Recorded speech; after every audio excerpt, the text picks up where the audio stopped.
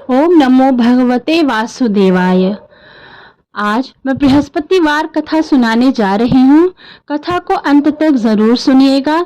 इससे आपको बृहस्पति देव और भगवान विष्णु की कृपा प्राप्त होगी और आपका जीवन धन धान्य और खुशहाली से भर जाएगा। प्राचीन काल की बात है। एक राजा राज करता था। वह बहुत ही दानी था। वह हर गुरुवार को व्रत रखकर दीन दुखियों की मदद करके पुण्य प्राप्त करता था, परंतु ये बात उसकी रानी को अच्छी नहीं लगती थी। वह ना तो व्रत रख करती थी और ना ही दान पुण्य में विश्वास रखती थी। इतना ही नहीं, वह राजा को भी ऐसा करने से मना करती थी। एक समय की बात है, राजा शिकार खेलने के लिए वन गए। घर पर रानी और दासी थी। उसी समय गुरु बृहस्पति देव साधु का रूप धारण कर राजा के दरवाजे पर भिक्षा मांगने आए। साधु ने जब रानी से भिक्षा मांगी तो वह कहने लगी, हे साधु महाराज, मैं इस दान पुण्य से तंग आ गई हूँ। आप कोई ऐसा उपाय बताएं जिससे कि सारा धन नष्ट हो जाए और मैं आराम से रह सकूं। इतना सुनकर बृहस्पति देव ने कहा, हे देवी, तुम बड़ी विचित्र हो। संतान और धन से कोई दुखी होता है? अगर अधिक धन है तो उसे शुभ कार्यों में लगाओ, कुमारी कन्याओं का विवाह करवाओ, विद्यालय बाग बगीचों का निर्माण करवाओ, जिससे तुम्हारे दोनों लोग सुधरेंगे। परंतु साधु की इन बातों से रानी को खुशी नहीं हुई। उसने कहा कि मुझे ऐसे धन की आवश्यकता नहीं है जिसे मैं दान दूं और जिसे संभालने में मेरा सारा समय नष्ट हो जाए। तब साधु ने कहा, अगर तुम्हारी ऐसी इच्छा है तो मैं जैसा तुम्हें बताता हूँ तुम वैसा ही करना। गुरुवार के दिन तुम घर को गोबर से लीपना, अपने बालों को पीली मिट्टी से धोना, राजा से हजामत बनाने को कहना, भोजन में मांस मदिरा का प्रयोग करना, कपड़े धोबी के यहाँ धुलने को देना। इस प्रकार 7 बृहस्पतिवार करने से तुम्हारा समस्त धन नष्ट हो जाएगा। इतना कहकर साधु के रूप में बृहस्पति देव अंतर ध्यान हो गए। साधु के अनुसार वह कही बातों को पूरा करते रानी को केवल 3 बृहस्पतिवार ही बीते थे। उसके समस्त धन संपत्ति नष्ट हो गई।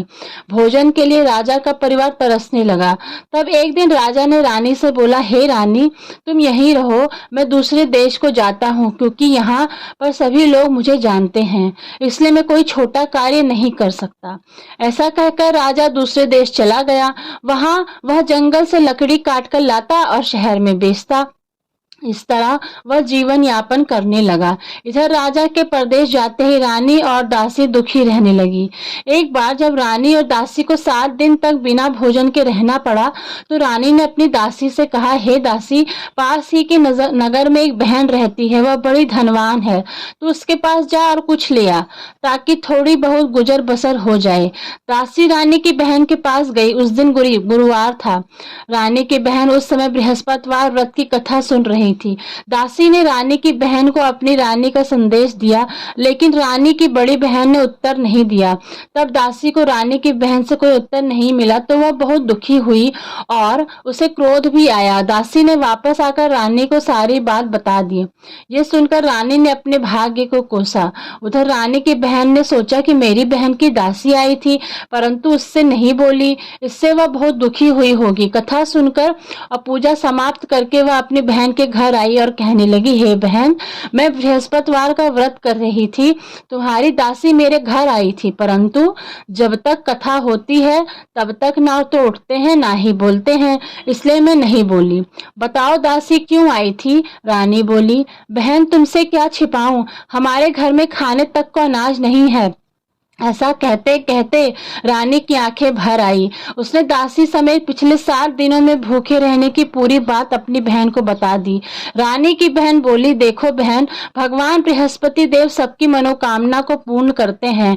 देखो, शायद तुम्हारे घर में अनाज रखा हो। पहले तो रानी को विश्वास नहीं हुआ, पर बहन के आग्रह करने पर उसने अपनी दासी को अंदर भेजा तो उसे सचमुच अनाज से भरा एक घड़ा मिल गया। ये देखकर दासी को बड़ी हैरानी हुई। दासी रानी से कहने लगी, हे रानी, जब हमको भोजन नहीं मिलता तो हम व्रत ही तो करते हैं, इसलिए क्यों ना इनसे व्रत और कथा की विधि पूछ ली जाए ताकि हम भी व्रत कर सकें।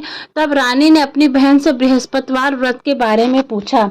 उसकी बहन ने बताया, बृहस्पतिवार व्रत में चने की दाल, मुनक्का, केले की जड़ में अर्पित करें तथा दीपक जलाएं। कथा सुने और पीला भोजन ही करें। इससे बृहस्पति देव और भगवान विष्णु प्रसन्न होते हैं। व्रत और पूजा विधि बताकर रानी की बहन अपने घर को लौट गई। 7 दिन के बाद जब गुरुवार आया तो रानी और दासी ने व्रत रखा। वह गुड़साल में जाकर चना और गुड़ लेकर आई। फिर उससे केले की जड़ तथा विष्णु भगवान की पूजा की। जब पीला भोजन की चिंता हो को लेकर दोनों बहनें दुखी हुई, चूंकि उन्होंने व्रत रखा था इसलिए बृहस्पति देव उनसे प्रसन्न थे। वह एक साधारण व्यक्ति का रूप धारण कर 2 थाली में भोजन दासी को दे गए। भोजन पाकर दासी प्रसन्न हुई और रानी के साथ मिलकर भोजन ग्रहण किया।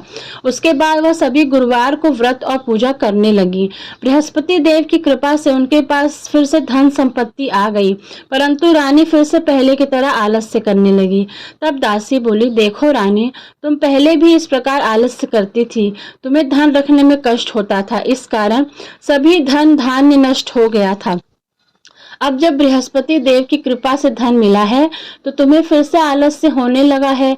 रानी को समझाते हुए दासी कहती है कि बड़ी मुसीबतों के बाद हमने ये धन पाया है, इसलिए हमें दान पुण्य करना चाहिए, भूखों को भोजन कराना चाहिए और धन को शुभ कार्यों में खर्च करना चाहिए। इससे तुम्हारे कुल का यश बढ़ेगा, स्वर्ग की प्राप्ति होगी और पितृ प्रसन्न होंगे। दासी की बात मानकर रानी अपना मन शुभ कार्यों में खर्च करने लगी।